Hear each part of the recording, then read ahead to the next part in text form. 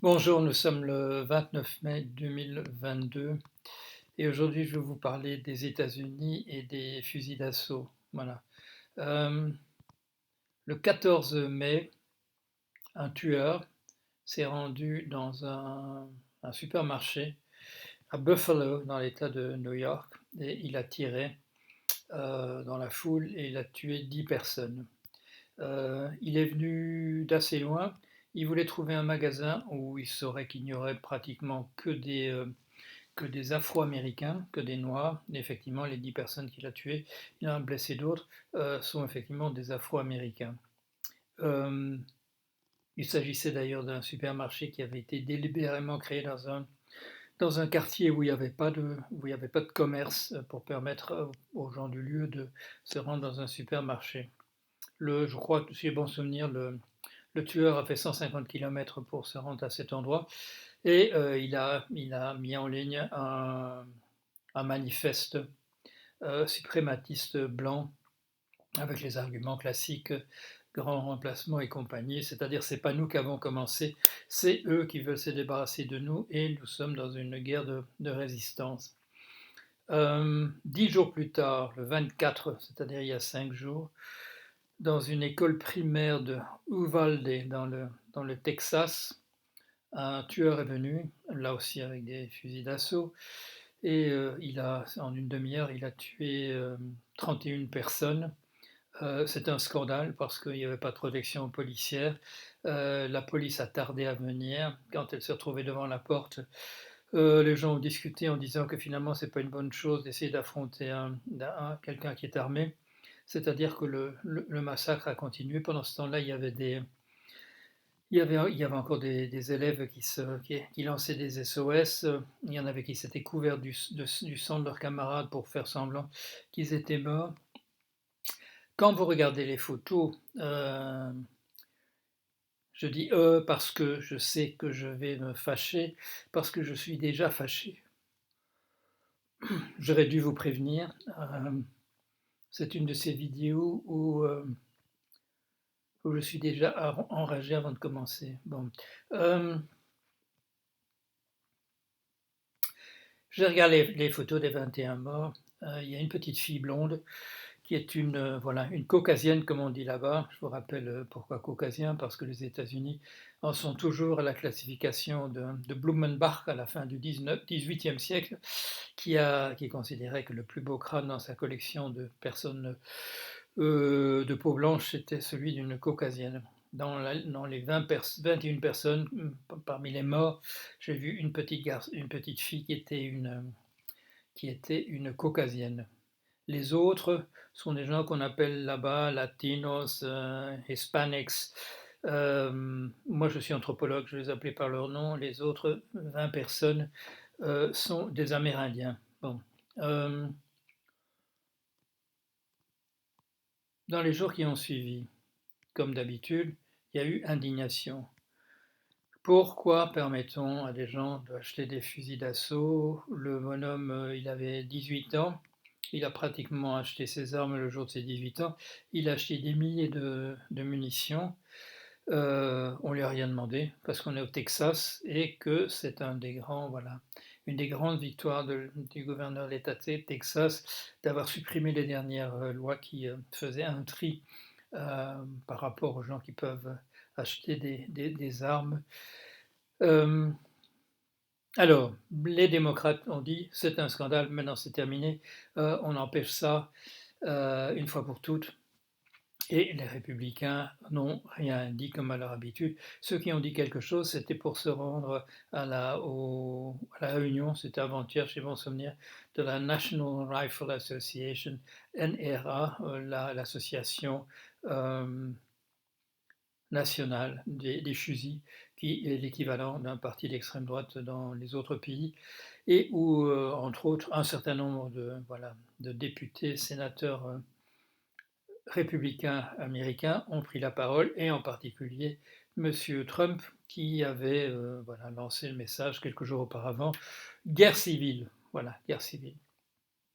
Pourquoi quand les démocrates disent ça suffit maintenant, assez de morts dans les écoles, assez de morts dans les magasins, Pourquoi est-ce que les républicains ne disent rien?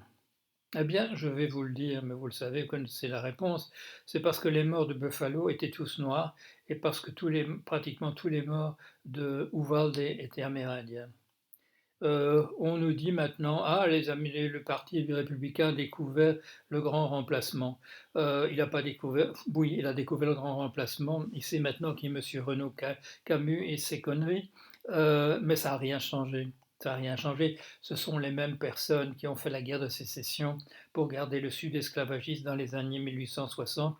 Ils n'ont pas besoin de grands remplacements. Ils y croient depuis au moins 2 siècles. Et ça fait aucune différence de leur côté.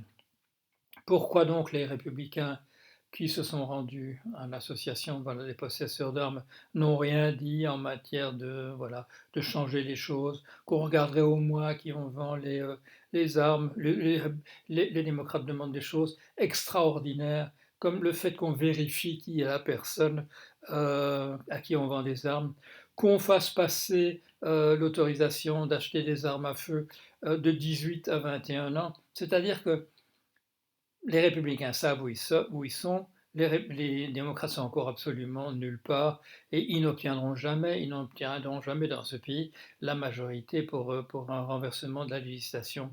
Pourquoi? Grâce à ce système qui fait que les États ruraux ont au Sénat autant de représentants qu'un État comme New York, comme la Californie, septième économie mondiale, a le même nombre de sénateurs que le Nebraska ou le Dakota Sud, où il n'y a absolument personne qui habite.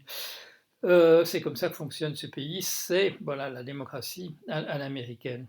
Pourquoi est-ce que les républicains, qui soutiennent en sous-main au moins les thèses suprématistes blanches, pourquoi ne protestent-ils pas les larmes aux yeux comme les démocrates quand on tue 10 Noirs dans un magasin ou quand on tue 20 Amérindiens dans une école? Vous avez vu cette école? Vous avez peut-être vu les photos aérienne de cette école à Uvalde. Vous avez vu à quoi ça ressemble? Ça ressemble à une casemate. On n'a pas, ils sont pas. Le gouvernement du Texas s'est pas ruiné hein, en créant cette école-là. C'est un truc, voilà, c'est un hangar avec des fenêtres quelque part euh, et pas de protection policière. Il y a plein d'argent au Texas pour qu'il y ait des patrouilles qui fassent le tour des écoles. Cette école-là, on s'en foutait. Appelons les choses par le nom, on s'en foutait. Il n'y avait pas de patrouille. On nous a dit quand on a eu les premiers rapports que les policiers à l'entrée s'étaient bien défendus. Il n'y avait pas de policiers à l'entrée. Il a fallu 20 minutes qu'ils arrivent. Et à ce moment-là, ils se sont dit que finalement, c'était bien dangereux de s'approcher davantage. Pendant ce temps-là, le type continue à canarder à l'intérieur. Il essayait de trouver les élèves, ces élèves d'école primaire qui étaient dans le sang de leurs camarades et qui se couvraient du sang de leurs camarades pour qu'on ne tire pas sur eux en pensant qu'ils étaient encore en vie. Euh, que faire? Que faire? Voilà, quand on fait des analyses, comme je fais des analyses, euh, on se dit qu'il y a peut-être quelqu'un quelque part qui regardera ça, qui se dira peut-être qu'il y a une bonne idée là et qui voudra en faire quelque chose. Voilà, qu'il y a une décision qui sera prise quelque part pour changer les choses. Ce que je vous dis là n'a absolument aucun impact. Ce pays est partagé en deux camps depuis les années 1860. Il se fait que le camp du Sud a perdu à ce moment-là, mais on lui a permis, dans un but d'apaisement, dès 10 ans plus tard, de reconstruire des monuments assez généraux et à reconstruire, je dirais, de fait, une vie sociale selon le même principe qu'avant.